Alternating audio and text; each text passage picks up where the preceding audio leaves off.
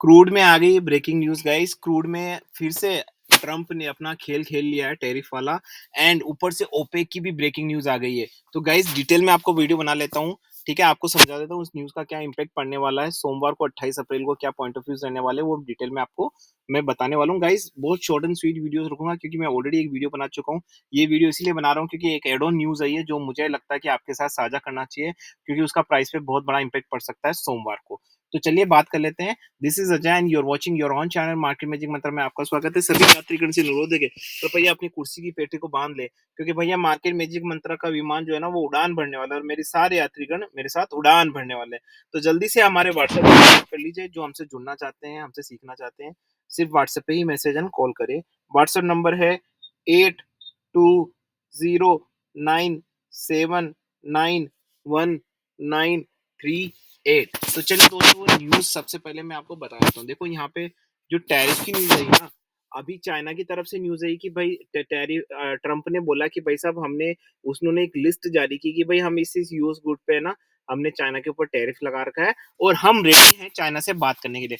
तो चाइना का रिप्लाई आया कि हम आपसे तभी बात करेंगे जब आप अपने टैरिफ हटोगे। तो भाई साहब ट्रम्प ने रिप्लाई किया जब टैरिफ ही हटा देंगे तो फिर बात करने का मतलब ही क्या है भाई साहब, है ना। तो अब इन दोनों में टसर चल रही है। देखो ओवरऑल मैं आपको पहले ही बोल चुका हूँ कि कोई मतलब नहीं है क्योंकि ये युद्ध बिना विराम के चलता रहेगा। ये कोरोना या रशिया यूक्रेन वॉर की तरह चलता रहेगा और होता रहेगा, लेकिन इसका आउटपुट जो अमेरिकन गवर्नमेंट है उसके हिसाब से इसका आउटपुट अमेरिकन गुड्स पे भी पड़ा है। तो और एक पोल भी किया गया है तो अमेरिका की पब्लिक बोल रही है कि 75% पब्लिक ये बोल रही है कि भाई महंगाई अमेरिका में बहुत ज्यादा बढ़ गई और बढ़ने वाली है। राइट। तो ये एक आंकड़ा आया कि भाई साहब कुल मिला के एक क्लियर इंडिकेशन आ गया। मुझे लगता है मार्केट इसको एक क्लियर एज ए सेंटिमेंटल लेगा कि भाई साहब ये वॉर चाइना और जो अमेरिका का है, जो ये ट्रेड टॉक चल रहा था, ये सिर्फ दिखावा है, कोई मतलब नहीं है। अब मुझे लगता है बहुत क्लियर हो चुका है ये आज। वैसे तो मैंने कल की वीडियो में आपको बोला था कि मुझे ऐसा ही क्लियर लग रहा है, लेकिन उस समय इस तरह की कोई न्यूज़ नहीं आई थी जो अभी मैंने न्यूज़ पढ़ी है। देखिए यहाँ पे मैंने रीट्रोस पे न्यूज़ पढ़ी है। तो यहाँ पे आप देखिए काफ़ी सारी अच्छी न्यूज़ आती है जिसको पढ़ के मुझे अंदाज़ा हो जाता है। मैं काफ़ी जगह करता हूँ। देखो China exempt some goods from US tariffs blah blah blah blah. And देखो ग्लोबल ट्रेड कंफ्यूजन्स। जब मार्केट में अनसर्टेनिटी होती है, देखो एक चीज़ बताता हूँ गाइस, जब मार्केट को पता होता है ना, सबसे डेंजरस चीज़ क्या होती है पता है आपको? जब मार्केट को पता होता है कि भाई मार्केट में इंस्टेबिलिटी है, ये है, वो कहते हैं ना, अगर आपको पता है आपका दुश्मन आपके सामने है, देन यू कैन फाइट। लेकिन अगर आपका दुश्मन है, वो आपके साथ दोस्त बन के खड़ा है, उससे कैसे लड़ोगे यार? समझ रहे हो? जब आपको पता ही नहीं कि कौन क्या है। उसी तरीके से अभी जो अमेरिका का मार्केट है, तो ग्लोबल मार्केट है, वो काफ़ी ज़्यादा अनसर्टेन है। जैसे मैंने नेचुरल गैस के में भी वीडियो बनाया अनसर्टेन। जब मामला अनसर्टेन होता है ना, तो पता नहीं चलता है। लेकिन अब जैसे क्रूड का मार्केट है, अब ओपेक को पता नहीं चलेगा कि उसको क्रूड कितना मैन्युफैक्चरिंग करना, कितने प्रोडक्शन करना है, उसको पता ही नहीं। वो कुछ भी रख लेगा और पता चला वो बिके ही नहीं, सप्लाई गोदाम में पड़ी रह जाए। ये शायद एनजी के साथ हो रहा है कि एनजी में मार्केट क्रैश हो रहा है, ठीक है ना? तो क्रूड के साथ भी हो सकता है भाई साहब, ठीक है ना? तो अब आप बोलेंगे कि फिर आपने बुलिश क्यों बोल रहे हो? तो मैं अभी भी बुलिश बोल रहा हूँ गाइस, क्योंकि देखो सिंपल सी बात है, क्रूड का मार्केट अलग है, एनजी का मार्केट अलग है। NG is not a very much global market, crude is a very, very global market, आपको पता है। क्रूड ऐसी चीज़ है ना कि अगर मान लो ज़्यादा प्रोडक्शन हो भी गया ओपेक का, तो क्या है, लेने वाले बहुत सारे हैं। क्रूड को रिज़र्व्स में बहुत रखते हैं भाई साहब, एनजी को कोई रिज़र्व में नहीं रखता है, एनजी सिर्फ़ यूरोप रिज़र्व में रखती है। इंडिया का क्या काम है यार एनजी से, चाइना का क्या काम है? लेकिन जब बात क्रूड की आती है, तो भैया क्रूड में अगर सप्लाई ज़्यादा हुई ना, कोई बात नहीं, सस्ते दामों में इंडिया ले लेगा, भर-भर के रख लेगा, सस्ते दामों में चाइना खरीद लेगा सस्ते। तो क्रूड का ऐसा कोई दिक्कत नहीं है गाइस, है ना? और जो टैरिफ प्लान्स वगैरह है ना, उससे क्रूड में और ज़्यादा महँगाई बढ़ने वाली है। भले कितनी अनसर्टेनिटी हो, देखो क्रूड में जब अनसर्टेनिटी होती है ना, तब एक अलग बिहेवियर होता है ना, एनजी में जब अनसर्टेनिटी तब एक अलग बिहेवियर होता है। क्रूड में अनसर्टेनिटी का मतलब ये है कि भाई साहब ये भी हो सकता है कि कम सप्लाई हो, डिमांड ज़्यादा हो जाए, यू नो। अगर ज़्यादा सप्लाई हुई तो कोई नहीं, माल सस्ते में चला जाएगा। सस्ते में क्या, माल तो सस्ते में नहीं बिकेगा भाई, बॉन्ड होता है। भाई इंडिया और सऊदी के बीच में बॉन्ड है कि भाई 5 साल का है, आपको इतना हम सप्लाई करेंगे, इसी प्राइस पे करेंगे। ये एक एशियन टैक्सेस वगैरह होगा, वो आपको पे करना ही करना है। तो दबा-दबा के इंडिया बाय करेगा अगर डिस्काउंट में मिल रहा है। तो देखो क्रूड का मामला सेट है ना? क्रूड का मामला सेट है कि क्रूड का टैरिफ वगैरह जितना बढ़ेगा उससे क्रूड उतना ही ज़्यादा ऊपर भागेगा। इसीलिए तो गुड्स पे आप सोचिए, जब क्रूड महँगा होता है ना, तो सारी गुड्स वगैरह महँगी हो जाती है। क्या नेचुरल गैस के साथ ऐसा होता है? भाई नेचुरल गैस महँगा हुआ तो गुड्स का उससे क्या मतलब है? यूरोप में महँगाई बढ़ जाएगी, गुड्स का बाकी क्या कनेक्शन है ग्लोबल मार्केट में, राइट? लेकिन जब कच्चा तेल की भी कीमतों में बढ़त होती है ना, तो गाइज़ कच्चे तेल की कीमतों में बढ़े होने के बाद तो फिर तो पूरा ग्लोबल मार्केट में इन्फ्लेशन आ जाता है, ये बात आपसे छुपी हुई नहीं, राइट? तो इसीलिए अगर यहाँ पे गुड्स की प्राइस वगैरह इंक्रीज़ हो रही है, टैरिफ्स वगैरह हो रहे हैं, तो डेफ़िनिटली क्रूड पे इम्पैक्ट पड़ेगा, क्रूड भी महँगा होगा, ठीक है ना? अब इसको मैं और ज़्यादा डिटेल में नहीं बताना चाहता क्योंकि काफ़ी लोग क्वेश्चन होंगे, सर एनजी में भी वही सिचुएशन है, क्रूड में भी वही है, तो दोनों में एनजी में आप बेयरिश बोल रहे हो, क्रूड में बुलिश बोल रहे हो, इसका मैं बहुत ज़्यादा डिटेल में एक्सप्लेनेशन दे सकता हूँ, लेकिन वीडियो बहुत लंबा हो जाएगा। तो सिंपल सा आंसर है, एक ओपेक प्रोडक्शन हाइक भी है, वो भी एक सिंपल सा आंसर है कि क्रूड में बहुत ज़्यादा बुलिश होने वाला है। अब लेकिन काफ़ी लोग मुझसे क्वेश्चन पूछ रहे हैं कि सर जो आप क्रूड का बोल रहे हो, ज़रा अपना चार्ट-वार्ट देख लो। मैंने कहा भाई चार्ट देख लो, अमेरिका का क्लोज़ मार्केट पॉजिटिव में हुआ, लेकिन ये पॉजिटिव में क्लोज़ हुआ ना, इससे ज़्यादा पॉजिटिव मंडे में मार्केट में अपना जो क्रूड इंडियन मार्केट है, वो ज़्यादा खुलेगा यहाँ पे। क्लियर बता देता हूँ कि मुझे लगता है 5,520 मैंने पहले वीडियोज़ में बोला था, लेकिन मैं आपको एक चीज़ बता देता हूँ गाइज़, ये जो मार्केट है ना, ये रेंज बाउंड में चल रहा है। अब ध्यान सुनिए मेरी स्ट्रैटेजीज़ वगैरह, मतलब आपको ये 5,520 आएगा, उसके बाद फिर नीचे जाएगा, फिर वापस ऊपर जाएगा, फिर नीचे आएगा, फिर ऊपर जाएगा। मतलब जैसे आप ऊटी जा रहे हो मान लो, ऊटी में जब आप ऊपर जाते हो ना तो एक हिली एरिया आता है, थोड़ा ऊपर जाते हो, फिर हल्का-सा नीचे जाते हो, फिर ऊपर जाते हो, फिर हल्का-सा नीचे एक्स्पोनेंशियल वे। उसी तरीके से क्रूड आएगा, तो क्रूड में कंपाउंडिंग बनने के चांसेस बहुत ज़्यादा है, राइट? आप कंपाउंडिंग बनने के चांसेस और compounding is a jackpot, right? Compounding is a jackpot. जब आप कंपाउंडिंग जनरेट करने लग जाते हो थ्रू द ट्रेडिंग, फिर आपको कोई नहीं रोक सकता। फिर कोई नहीं रोक सकता आपको। Compounding is a real jackpot.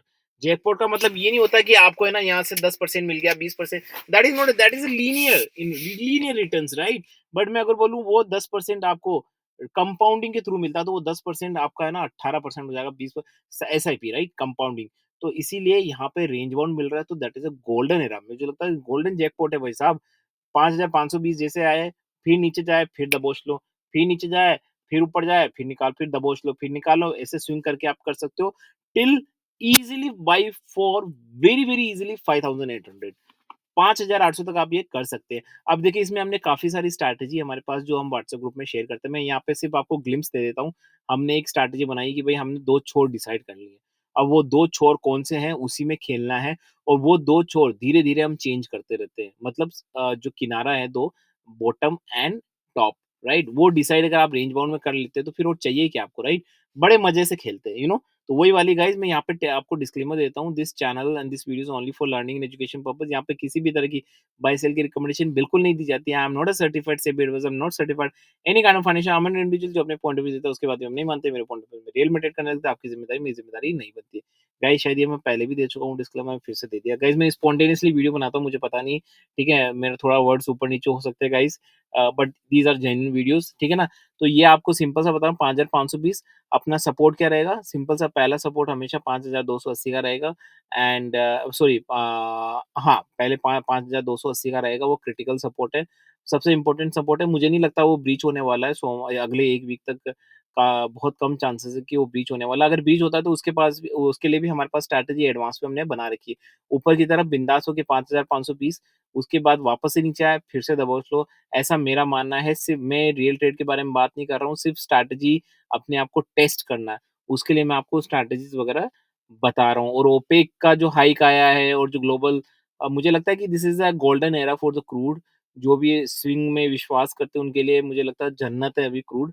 Seriously क्योंकि क्रूड में मतलब कोई चांस ही नहीं है मेरे हिसाब से। बाकी हम आने वाले टाइम में देखेंगे ही। मैं तो देखो खुल्लम-खुल्ला बोलता हूँ, मैं बेशर्म आदमी हूँ, ठीक है? आप मुझे बोलोगे कि यार अजय भाई ने ये पॉइंट ऑफ व्यू दिया और सोमवार को तो कुछ देखो मैं जनरल आउटलुक देता हूँ, बट ये मान के चलिए जो मैंने पॉइंट ऑफ व्यू दिया वो अगर गलत भी हो गया, तो मैं तो एक नंबर का बेशर्म आदमी हूँ। क्योंकि मैं तो पहले ही मानता हूँ कि मैं बेशर्म आदमी हूँ ना।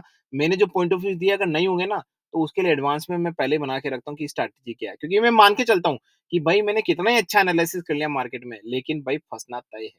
कुछ भी कर लो, right? Strategy is the real gem, वो आपको आनी ही चाहिए, वो जुगाड़ आना चाहिए, नहीं तो आप कितना ही कुछ कर लीजिए, कुछ नहीं होने वाला ना। तो हम एडवांस में जुगाड़ कर लेंगे भाई साहब, अगर मान लो 5,280 बीच रुपया मैंने पहले से जुगाड़ कर रखे हैं, पहले से सेट ऑफ 3 स्ट्रैटेजी हमने बना रखी है कि भाई साहब अगर ये होगा तो हमको ये करना है, ये होगा तो हमारी कैलकुलेशन ये।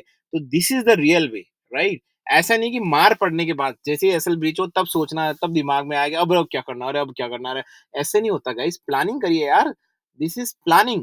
प्लानिंग करिए, मार्केट को एज़ अ एजुकेशन की तरह देखिए, इसको एज़ अ प्रोफेशनल देखिए आप, तो ही आपको प्रोफेशनल रिटर्न्स मिलेंगे गाइज़, अदरवाइज़ आप इसको सोचेंगे अरे भाई दल्ला हूँ, ये है, वो है, जो छोटा है, ये फलाना टीम का है, वो जो भी मार्केट में चलता रहता है, तो ऐसे भी लोग बात करते हैं और मार्केट को भी ऐसे भी बना देते हैं। वो नहीं करना गाइज़, जिस तरीके से आप सोचोगे मार्केट को, जिस तरीके से आप रिएक्ट करोगे, राइट? उसी तरीके से आपको रिटर्न्स मिलेंगे, to be very honest, right? Market को अगर आपने एक आपको गर्लफ्रेंड की तरह रखना है मार्केट को, सीरियसली उसको समझना है, उसको प्यार देना है, उसको समझना है, उसको पढ़ना है, राइट? रिस्पेक्ट करनी है, एजुकेशन लेनी है आपको, राइट? वो इम्पोर्टेंट है। अगर आप सोचिए कि टाइम पास के लिए गर्लफ्रेंड बना ली, तो फिर वो आपके साथ भी वही होगा। वो भी आपके साथ टाइम पास ही करेगी। सिंपल एक सिंपल एग्जांपल दिया आपको एंटरटेन करने के लिए गाइस, राइट? तो यही वाली बात है ना, यही वाली बात मार्केट में भी है। तो आशा करता हूँ कि आपको मेरा वीडियो अच्छा लगा।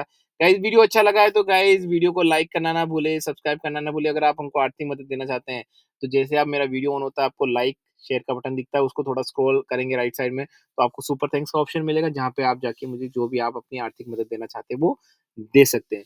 So guys, with this niceful and good analysis, this is Ajan signing off guys. Bye bye.